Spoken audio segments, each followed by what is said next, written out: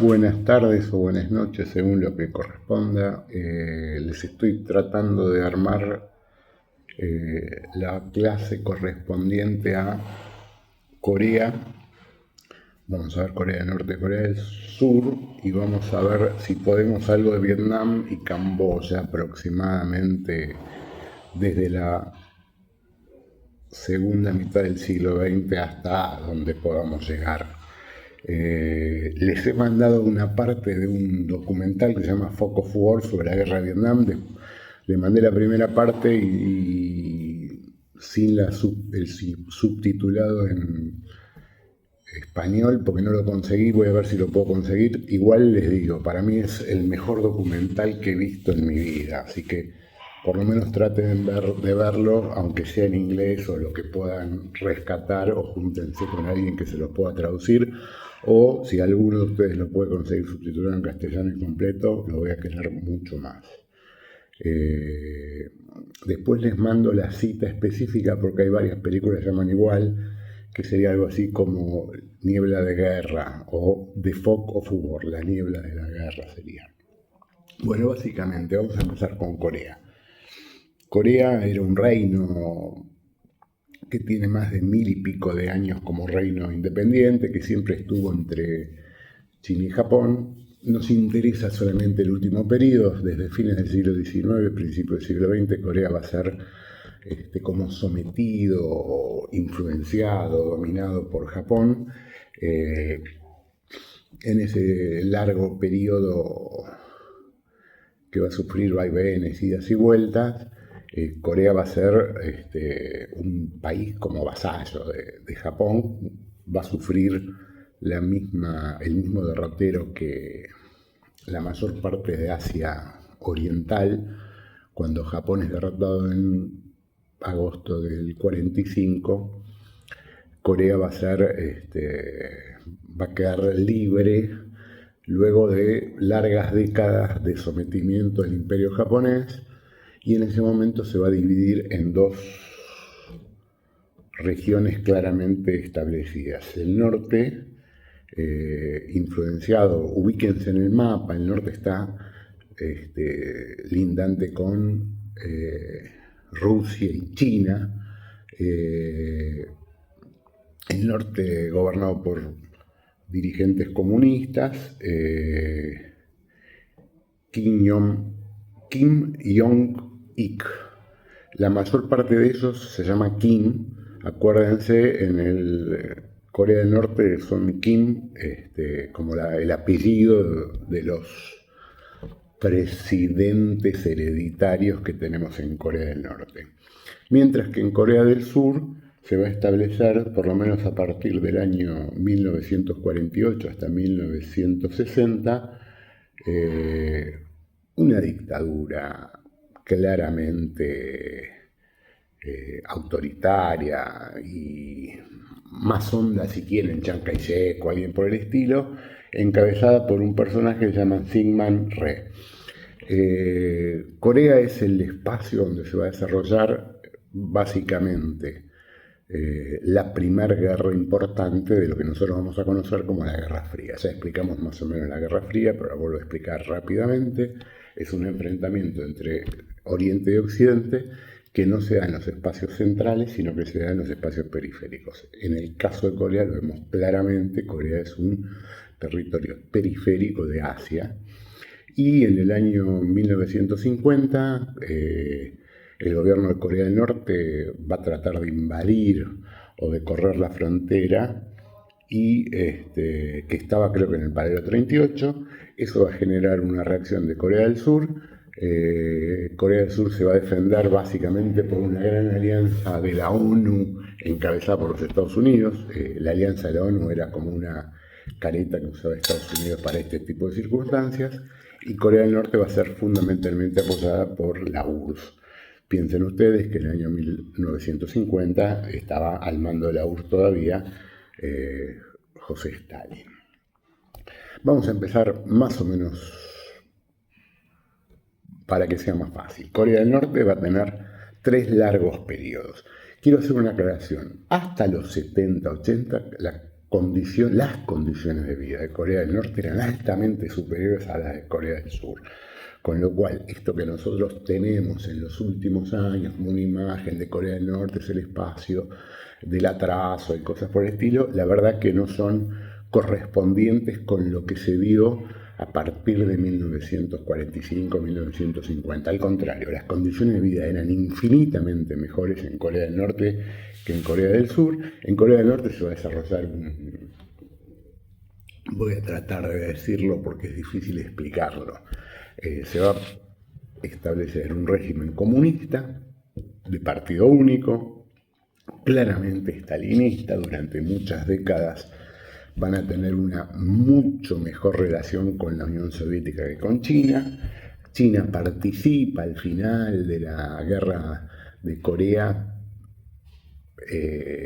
Igual pensemos que en 1950-1953 todavía Rusia y China eran aliados sin ningún tipo de inconvenientes o fricciones. China va a participar al final de la guerra. La guerra va a tener un recorrido medio extraño. Primero está mejor el norte, después las fuerzas norteamericanas logran volver al paralelo 38 y lograr una mejora, y al final se resuelve una situación totalmente ridícula sobre el final de la guerra, que es vuelven a foja cero, con lo cual la verdad que la guerra fue absolutamente un sinsentido. La gran importancia que tiene la guerra es que es la primera guerra después de la Segunda Guerra Mundial, y es la primera guerra de la Guerra Fría. El primer dirigente va a ser básicamente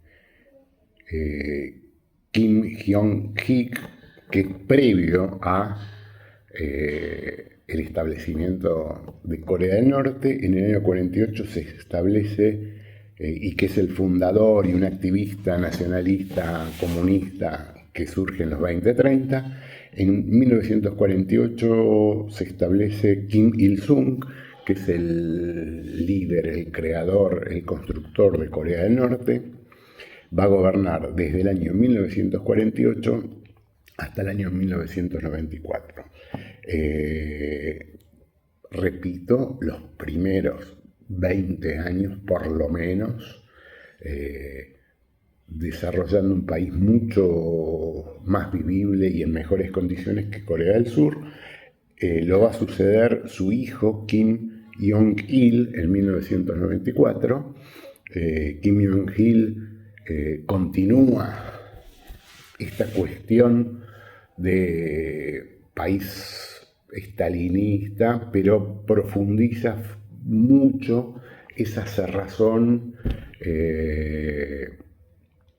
y ese aislamiento que se va a dar en Corea del Norte a partir de este momento. Entiendan que también esa cerrazón, ese aislamiento tiene mucho que ver con la caída de los países del socialismo de Rusia y todos sus países asociados y cosas por el estilo. El periodo de Kim Jong-il se va a desarrollar del 94 al 2011, y en 2011 asume uno de sus hijos, no el mayor, que es el que conocemos ahora y que lo vemos tanto en fotos y en imágenes y cosas por el estilo, y parodiado, que es Kim Jong-un, que gobierna desde el año 2011 hasta la actualidad. Corea es un país que ha desmejorado relativamente sus condiciones de vida con respecto a Corea del Norte, a Corea del Sur, desde el punto de vista de Occidente fundamentalmente, pero que siempre ha tenido dos cuestiones fundamentales. Un profundo aislamiento y un gran desarrollo tecnológico, sobre todo en el tema nuclear y militar. O sea, Corea del Norte es desde hace muchísimos años poseedor de bombas nucleares, y este es básicamente el sostén que lo mantiene. Si ustedes leen un poco de la prensa mundial, van a darse cuenta que en Ucrania pelean varias divisiones de Corea del Norte, y si se acuerdan un poco más, algunos van a decir de qué estoy hablando, se acordarán que Trump, cuando asumió en la presidencia anterior, uno de los logros que pretendió tener es resolver el problema de las dos Coreas, y en algún momento hasta se llegó a reunir con Kim Jong-un en una cuestión medio rara. Imagínense lo que son estos dos personajes juntos en una reunión en la cual todo estaba previsto y preocupaciones mutuas de asesinatos y cosas por el estilo. En Corea del Norte se desarrolla una tradición, si quieren, comunista, estalinista, pero de profundo corte personalista o propio. Han inventado algo que se llama la filosofía Juche, que es una cuestión como si hablásemos del desarrollo humano o del desarrollo del ser humano como dueño de su destino, combinado con el tema de el socialismo y el socialismo básicamente en un solo país, que es el desarrollo el cual ha dado básicamente el estalinismo. Podríamos afirmar, sin temor a equivocarnos, que el último resabio del estalinismo a nivel mundial, o el más fuerte, no sé si existe algún otro, creo que no, debe ser aún en el día de hoy Corea del Norte. ¿Qué va a pasar en Corea del Sur? En Corea del Sur va a haber un gobierno dictatorial. Corea del Sur va a vivir en una situación de violencia interna, y va a gobernar los primeros década y pico un presidente que justifica su poder y el control sobre el conjunto de la sociedad a partir básicamente de la Guerra Fría. Era la época en la cual los Estados Unidos, en aras de, entre comillas, su control anticomunista, sostenían dictaduras en todo el mundo. El primer presidente o el primer dictador coreano se llama Syngman Rhee. Gobierna entre el año 1948 y el año 1960. En 1960-61 lo reemplaza Park Chung-hee. Park Chung-hee es otro militar, va a gobernar hasta el año 79, con lo cual tenemos que del 48 al 79, o sea, durante más de 30 años, Corea va a estar gobernada por regímenes militares violentos y tiránicos. Esos dos periodos son los periodos con los cuales Corea convive con un gran atraso y condiciones de vida bastante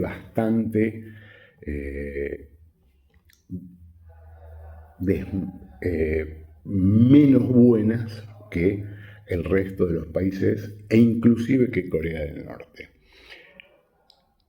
A partir de Park Chung-hee, o sea, del segundo presidente de estas dictaduras, se empieza a promover una política fuertemente desarrollista. Esa política fuertemente desarrollista va a estar fundada básicamente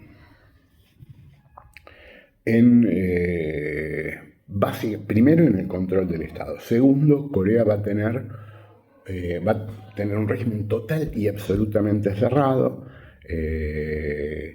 cerrado desde el punto de vista civil, o sea, era muy difícil salir de Corea, y segundo, era una economía total y absolutamente cerrada a las importaciones, salvo a los alimentos y a las materias primas. Y van a empezar a desarrollarse un modelo empresarial que no es exactamente como el Zaibatsu, ¿se acuerdan que habíamos hablado en Japón? pero que tiene alguna que otra similitud, que son como corporaciones empresarias muy apoyadas y sostenidas y fomentadas por permisos y por actitudes y legislaciones gubernamentales que protegen básicamente que no haya competencia con productos importados, que les da créditos subsidiados a tasa cero durante décadas, que impide la libre circulación de otras monedas que no sea la moneda propiamente coreana, que creo que se llama won, no me acuerdo exactamente, pero creo que se llama así, y ahí se generan o se gestan algunas empresas que ustedes conocen, o que conocemos todos en los últimos años. Estos se llaman chaeboles, y las que nosotros conocemos, básicamente hay varias que no tienen un nombre comercial igual al nombre de la empresa, pero conocen Samsung, conocen Hyundai, conocen LG, vieron esa de las teles que hace publicidad y cosas por el estilo, conocen SK Group. Básicamente estas son empresas integradas que tienen alguna actividad tecnológica en el rubro de las comunicaciones, de los electrodomésticos y cosas por el estilo, y otras muy importantes, muy diversificadas, como Hyundai o Samsung, que desarrollan desde autos hasta mini componentes.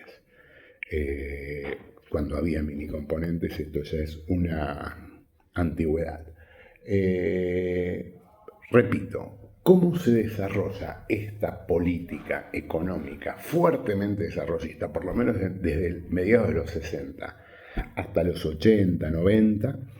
Fundamentalmente por la protección estatal, por el crédito estatal a tasa casi cero, y porque Corea va a tener durante décadas los salarios más bajos, no solo de la región, sino probablemente del mundo. Después vamos a explicar un poquito más algunas cuestiones sobre el tema económico y ese gran boom que convierte a Corea de un país atrasadísimo en los 50 a una de las principales potencias industriales a principios del siglo XXI, fines del siglo XX y principios del siglo XXI.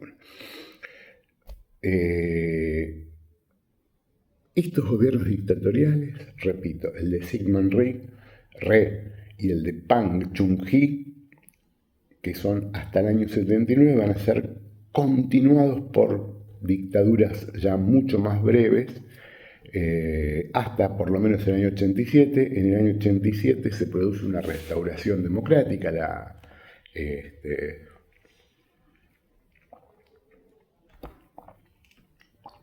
posibilidad de un gobierno ya por elecciones democráticas y un régimen pluripartidista. Ese gobierno va a gobernar, Roh Tae-woo va a gobernar del 87 al 92, y a partir de ese momento se producen sucesiones de gobiernos libremente elegidos. Kim Jong-song, Kim Dae-jung,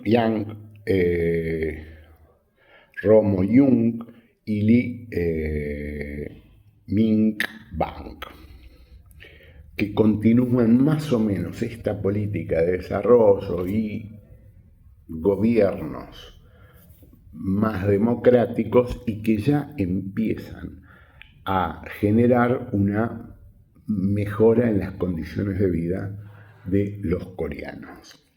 Estos gobiernos se van a suceder hasta el 2008, 2013, y a partir de ese momento empiezan a producirse una serie de crisis. No sé si se acuerdan que el año pasado, en febrero del año pasado, hubo una crisis que llevó a que el presidente intente cerrar el Parlamento. Esto terminó con la destitución del presidente, que se llamaba Yoon Suk-yeol, que fue destituido en abril de este año. El presidente había intentado imponer como una ley marcial y una forma de limitación muy fuerte del Congreso,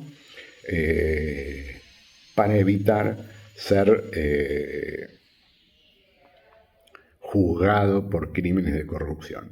Como en Japón, probablemente una de las cosas más complicadas de la política interna de Corea del Sur es la corrupción.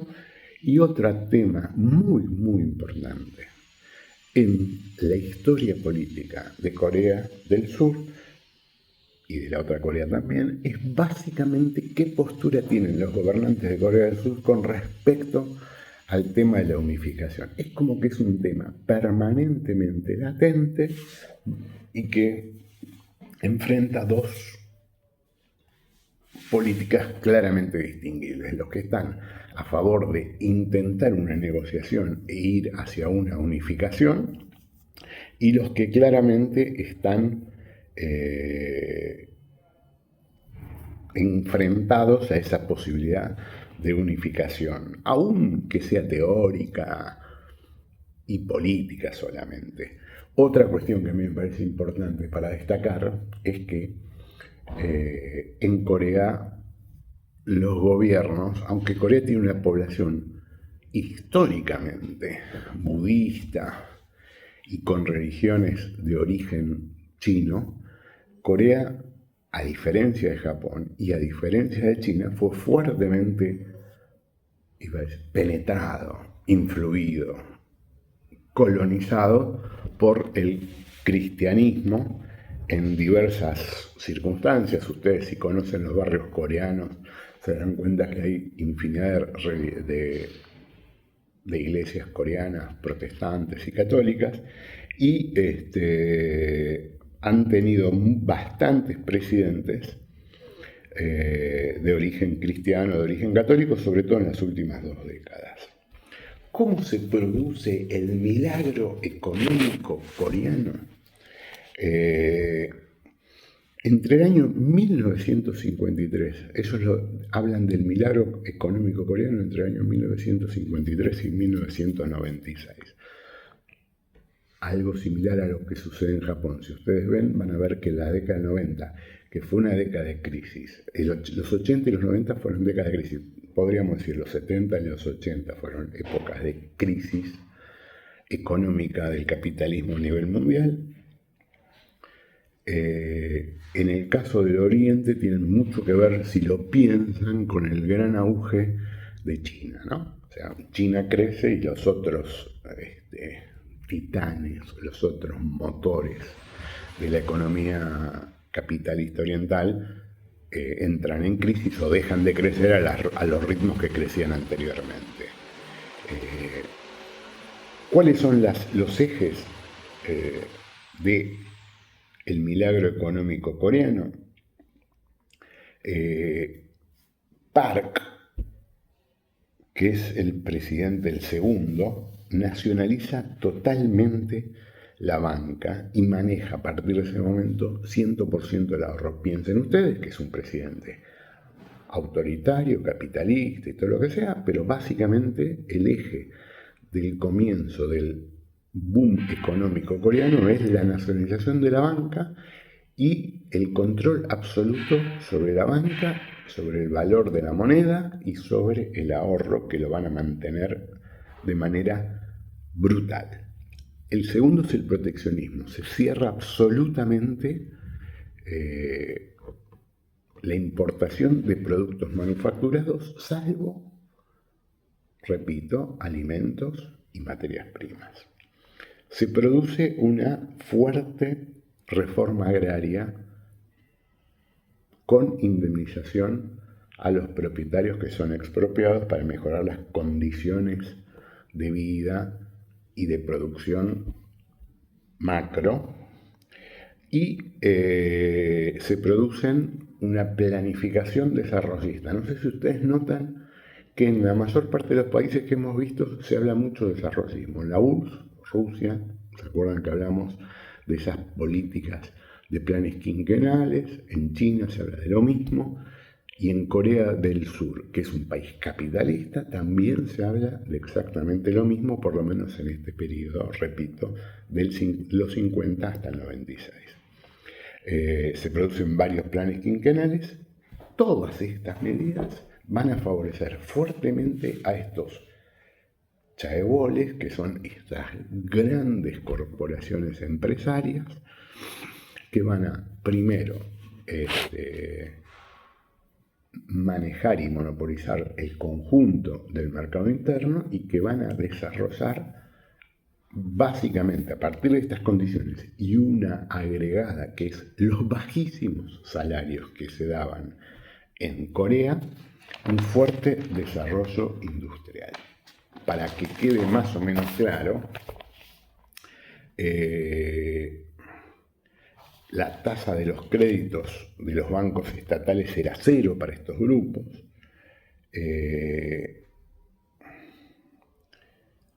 Desde 1950 hasta 1960, Corea va a recibir muchísima plata de Estados Unidos. Aproximadamente se calcula en esa década 3.100 millones de dólares en donaciones. 3.100 millones de dólares era mucha plata para nosotros hoy. No sé cuándo lo van a ver, pero hoy supuestamente Milei está viajando a Estados Unidos para pedirle de entre 20 y 30 mil millones de dólares a Trump para pagar deuda, o sea, más deuda para pagar deuda o para no sabemos qué.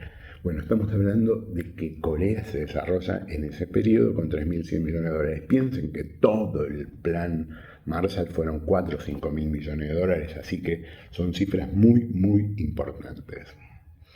¿Cuáles eran las condiciones en las cuales se produce este fuerte desarrollo?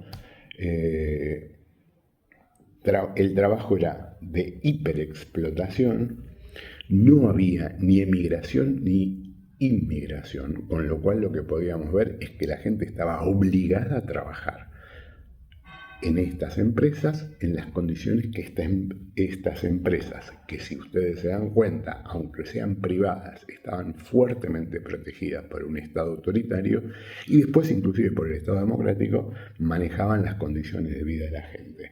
Recién en los años 80 en Corea aparece la jubilación. Hasta los años 80, bien entrado a los años 80, las condiciones de vida de la gente eran realmente preocupantes, miserables, condiciones muy de mucho sometimiento, gran miseria, una muy gran explotación de los trabajadores y de los ancianos y de los sectores más desprotegidos. Corea durante décadas tuvo la mayor tasa de suicidios del mundo, no sé en la actualidad, y recién, y en los 80 y en los 90 seguía teniendo la tasa de jornada laboral más larga del mundo. No tuvo nunca, o por lo menos hasta hace una década, limitación en las 8 horas de trabajo que nosotros reconocemos. Piensan ustedes que las 8 horas son del siglo XIX en Estados Unidos y en Europa Occidental y en la primera mitad del siglo XX en la mayor parte de los países de Latinoamérica y de Europa. Así que y entiendan lo que quiere decir que en los 80 y los 90 del siglo XX Corea seguía teniendo jornadas laborales de más de 12, 13, 14 horas. El PBI per cápita, si era 100 en 1953, llegó a 10.000 a principios del siglo XXI. O sea, piensen ustedes que de 100 a 10.000 se multiplicó el PBI per cápita en 100 por 100, 10.000 creo que, ¿no? Sí.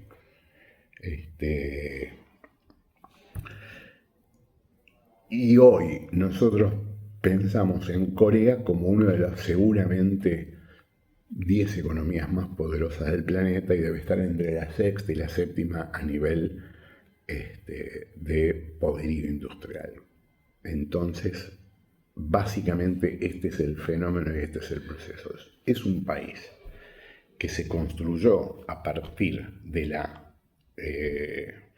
Guerra Fría, que esa Guerra Fría le permitió a Corea un fuerte desarrollo económico, que ese fuerte desarrollo económico dentro de los límites del capitalismo más brutal estuvieron dados por el control estatal autoritario, bajos salarios y pésimas o miserables condiciones de vida de la mayoría de la población. Básicamente, pensemos que el desarrollo económico tiene que ver con estas posibilidades que le otorga esa ventaja, entre comillas, que le otorgaba ser la vanguardia de Occidente en la Guerra Fría y en un territorio bastante hostil, como era, piensen ustedes, que Corea está lindando con la URSS y con China.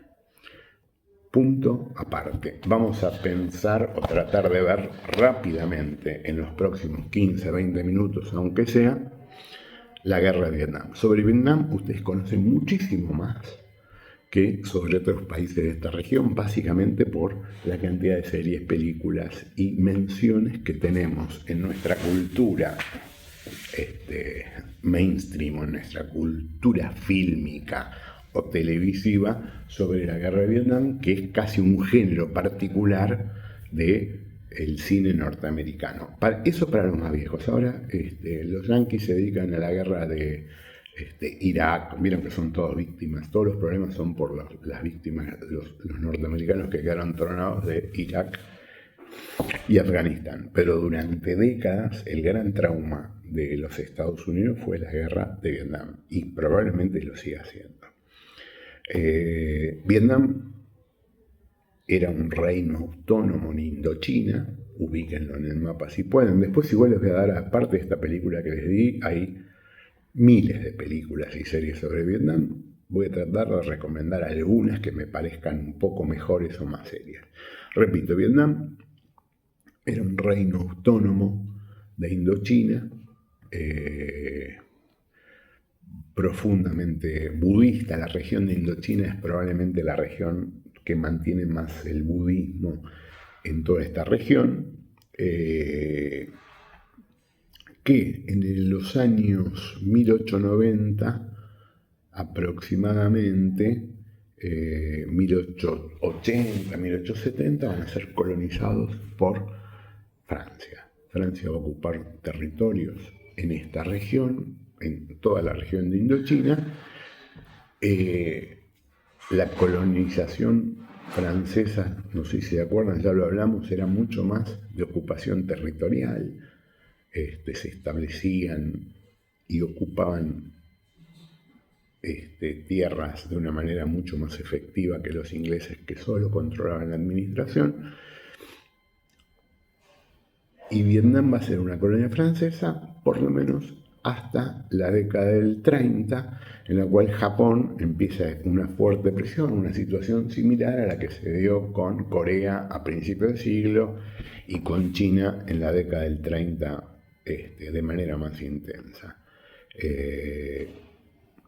Se produce la Segunda Guerra Mundial, y una vez terminada la Segunda Guerra Mundial, Francia intenta recuperar sus colonias perdidas e intenta volver a retomar el control sobre sobre Vietnam, una vez abandonada por los japoneses. ¿Qué va a pasar acá?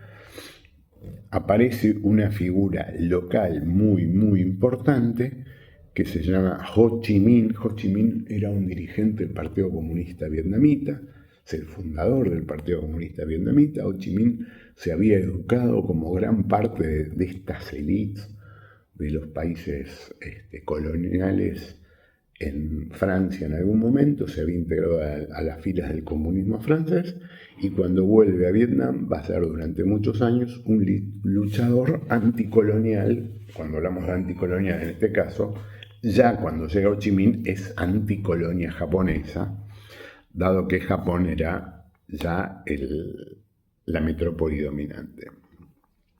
Ho Chi Minh va a vivir entre 1890 y 1969.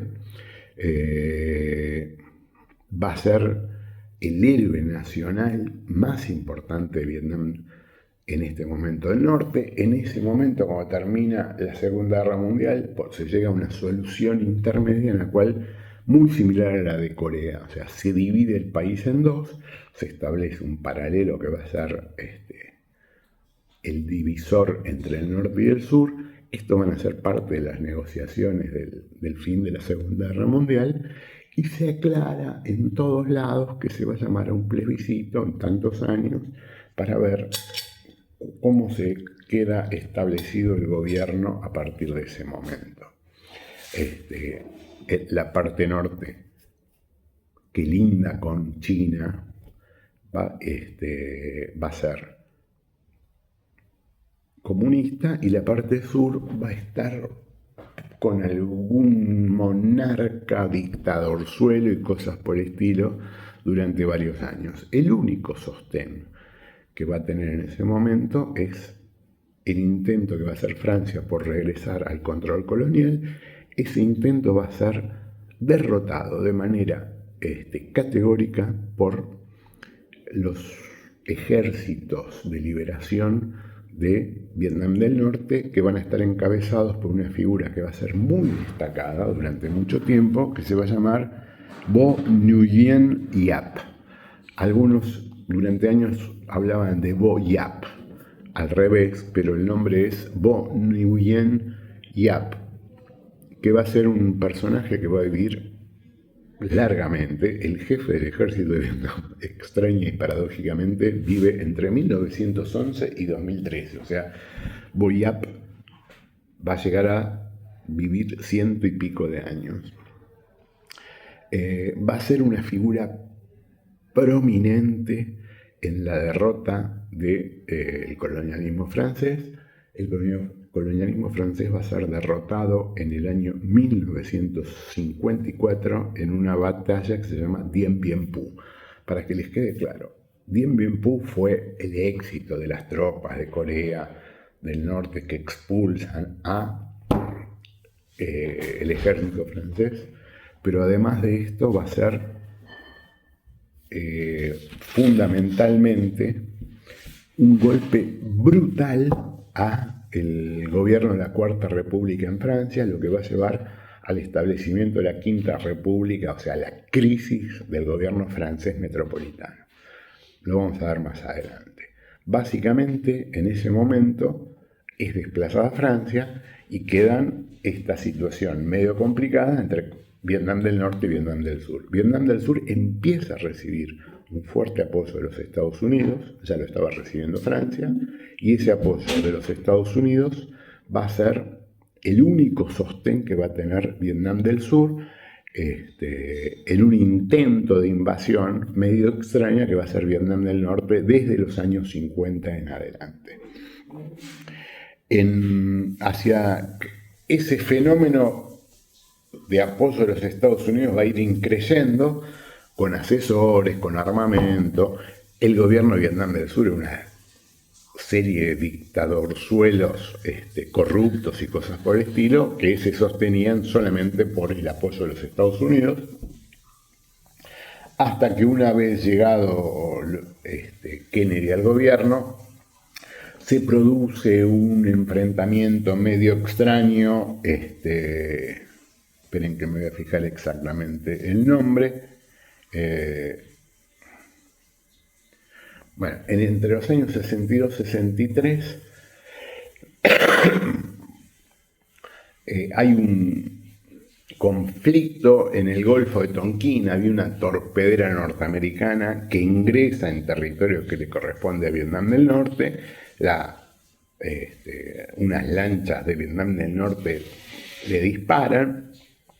Esto va a generar una situación bastante complicada, que esto y lo otro, y hay supuestamente un segundo hecho en el Golfo de Tonkin incomprobable, nunca verificado. El primero es claramente así, el segundo no hay verificación alguna, hasta que ya el gobierno de Kennedy y después la continuación del gobierno de Johnson empiezan a mandar cada vez más tropas directas. Hasta ese momento eran algunos asesores, eran técnicos y armamento, pero a partir del año 1963 Estados Unidos incrementa fuertemente su participación en esa guerra con tropas norteamericanas ya en territorio survietnamita. Si pueden, vamos a intentar que así sea, entender el documental de Fog of War, La niebla de la guerra. Lo que se ve en el documental es un largo reportaje acompañado por imágenes explicativas e ilustrativas, pero es una larga entrevista con Robert McNamara. ¿Quién es Robert McNamara? Robert McNamara es el secretario de Estado de los Estados Unidos.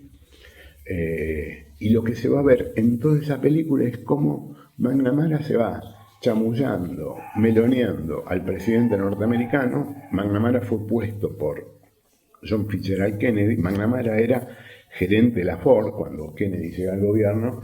Se nutre de estos grandes personajes para establecer su nuevo gobierno. Y McNamara queda, una vez muerto Kennedy, por Johnson, ¿no?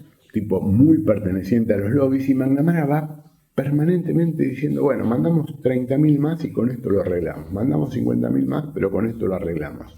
Hasta que en un momento determinado los Estados Unidos llegan a tener cientos de miles, casi 500.000 soldados norteamericanos van a ocupar, van a intentar derrotar a Vietnam del Norte. No lo logran.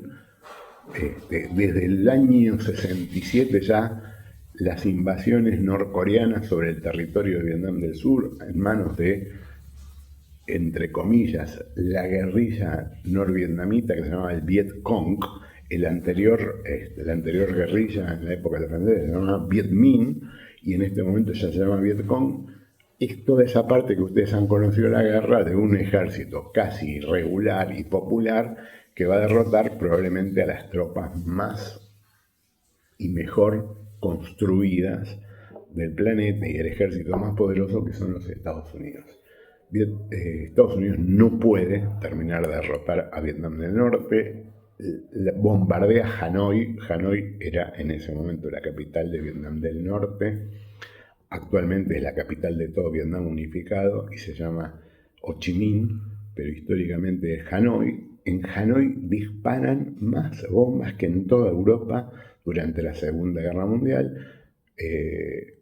Vietnam va a perder millones de víctimas en esa guerra. Se calculan entre 1,5 millones y 3 millones las víctimas de la guerra de parte de Vietnam. Pero lo que es muy significativo es que Estados Unidos va a perder más de 50.000 hombres en batalla, o sea, casi más soldados perdió Estados Unidos en la guerra de Vietnam que en la Segunda Guerra Mundial. Calculen las dimensiones, el espacio, las tropas movilizadas y cosas por el estilo. A los norteamericanos, piensen ustedes que es la primera derrota que va a sufrir el ejército norteamericano. Y Estados Unidos como país desde que se convierte en potencia a principios del siglo XX. Y esa derrota va a estar en manos de un país pobre, pequeño, aislado en el margen del mundo y comunista. ¿Cómo se va a producir esta derrota? Esta derrota va a tener un largo proceso. La crisis empieza a partir más o menos del año 67 con algo que se llama la ofensiva del Tet. Tet es un mes del calendario vietnamita que creo que tiene que ver con las lluvias monzónicas y cosas por el estilo. A partir de ese momento, Estados Unidos no encuentra la posibilidad de revertir esta situación adversa en el tema militar. Vietnam del Norte se va infiltrando, no sé si se acuerdan, estos túneles que tenían por los que entraban y salían los norvietnamitas y el Viet Cong, hasta que en los años 70 ya empiezan a intentar, cuando cambian y terminan los gobiernos demócratas, aparece un gobierno republicano, que en ese momento era el de Nixon. Nixon intenta buscar alguna solución y se establecen unas reuniones de paz en París. Esas reuniones de paz se establecen que Estados Unidos se retira de la guerra a partir del año 73 y ese retiro deja en manos del ejército survietnamita y algunos asesores norteamericanos esta situación en la cual Vietnam del Norte va a terminar de invadir Vietnam del Sur aproximadamente en el año 75. De ese momento son esas imágenes famosas en el cine, las series y cosas por el estilo, que son los helicópteros abandonando la embajada norteamericana en Saigón aproximadamente en mayo, creo, del año 75, colgándose de helicópteros y cosas por el estilo. La derrota tiene varias consecuencias. Primero, sume a Estados Unidos una crisis de toda índole, inclusive, si ustedes saben, el presidente Nixon va a terminar cayendo un tiempo después, renunciando antes de ser destituido por otras cuestiones, pero donde básicamente influye mucho esta cuestión de la derrota en Vietnam, y va a provocar una situación muy particular que va a asumir a los Estados Unidos una larga crisis de la cual empieza a salir aproximadamente en los años 80 con Reagan y una recomposición neoliberal de la economía a nivel mundial que la vamos a explicar más adelante. ¿Cómo va a seguir el derrotero de Vietnam del Norte? Vietnam del Norte, obviamente era un país comunista, estalinista, con todas las características de ese país y con una economía de guerra, porque había tenido solamente guerra desde su independencia hasta ese momento. En un momento determinado, se produce, cuando termina la guerra con Estados Unidos y se unifica Vietnam del Sur y Vietnam del Norte, continúa la guerra en el resto de Indochina. Hay una serie de guerras y conflictos bastante complicados, sobre todo con Camboya y Laos y Tailandia durante varios años. Una vez eran todas regiones donde los Estados Unidos se había metido para poder atacar a Vietnam del Norte. Miren un mapa, se van a dar cuenta que son todos países que rodean a Vietnam del Norte y donde había tropas norteamericanas. La mejor imagen de esto, y esto ya es una recomendación a título personal, miren Apocalipsis Now. Apocalipsis Now es una obra artística que tiene poco que ver con la guerra propiamente dicha, pero muestra claramente la situación en que es un milico loco que queda aislado en el medio de la selva de la región. Bueno, la cuestión es que esto va a continuar durante varios años, se establecen algunos gobiernos muy delirantes, como el gobierno de Camboya. En Camboya gobernaba un monarca medio demócrata y aperturista que se llama Sihanouk. En un momento determinado se establece alrededor del año 74-75 una guerrilla comunista que se llama Khmer Rojo o Khmer Rouge. Piensen ustedes que eran todas propiedades francesas. Ese régimen establece una dictadura bastante brutal y salvaje, encabezada por un personaje que se llama Pol Pot. Pol Pot va a cometer un montón de desmanes y cosas extrañamente. Primero, Pol Pot cometió crímenes de toda laya e indescriptibles, pero también es como que está estigmatizado, que era el más malo de todos y cosas por el estilo. Pol Pot va a gobernar entre el 75 y el 79, y en el año 79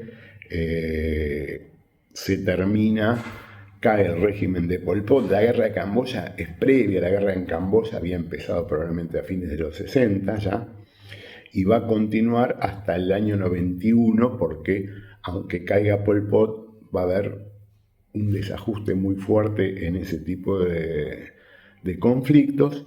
Y lo último que a mí me parece importante marcar es que entre el año 79 y En el año 79 fundamentalmente se produce una guerra entre Vietnam y China, que habían sido aliados, que habían sido mejores amigos durante un largo periodo, hasta que en un momento determinado Vietnam y China, por los conflictos con el Khmer Rojo, en el cual Vietnam entra y derroca al ejército de Pol Pot y cosas por el estilo, es una guerra muy breve que va a ser mucho más importante para el futuro desarrollo de cada uno de estos dos países que el contenido propio de la guerra. China y Vietnam se pelean, obviamente Rusia apoya en ese caso a Vietnam. Rusia estaba ya en el año 79 en el medio de una crisis imposible de resolver, estaba cayendo ya Afganistán y otro tipo de regiones. Y a partir, ya estaba Deng se estaba haciendo del poder en China, no sé si traten de vincular con lo que vimos antes, Deng Xiaoping se estaba haciendo ya del poder en China, y en ese momento se produce la guerra, aunque dura pocos meses, la guerra va a ser determinante para lo que va a pasar después en los dos países. Y en el año 1986, a pesar de que habían terminado muy mal las relaciones entre China y Vietnam, Vietnam va a adoptar una política similar a la de China con respecto a la apertura de sus mercados a Occidente. Va a ser un país donde se van a establecer una serie de factorías y manufacturas occidentales, y Vietnam va a ser hasta el día de hoy un país gobernado por el Partido Comunista Vietnamita, pero con un fuerte desarrollo de una economía de mercado, propiedad privada, y habrán escuchado hablar de que Vietnam es un país abierto al turismo y cosas por el estilo, pero gobernado aún por el Partido Comunista Vietnamita, en una situación similar, no tan desarrollada, a la de China, con menos desarrollo tecnológico e industrial, pero una economía de mercado gobernada por un país o por un partido comunista similar al de China. Los veo en los próximos días. Continuaremos con Medio Oriente y el tema árabe-israelí y el tema árabe. Adiós, buenas tardes, buenas noches, hasta que nos volvamos a encontrar.